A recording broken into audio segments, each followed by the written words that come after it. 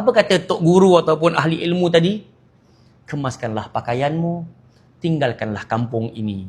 Tujulah kepada kampung sebelah, di sana ada seorang ahli ilmu. Belajarlah dengan dia. Kenapa nak kena tinggalkan kampung? Kenapa nak kena menuju kepada cikgu tu? Untuk elakkan duduk dengan circle ini.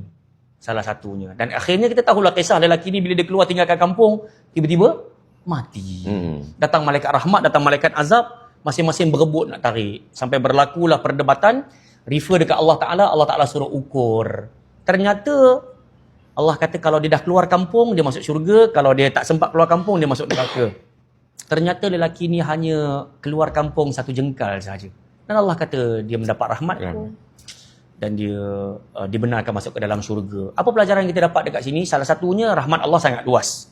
Walaupun malaikat azab kata lelaki ni tak sempat nak buat baik langsung pun. Tetapi kerana Allah Subhanahu Wa Ta'ala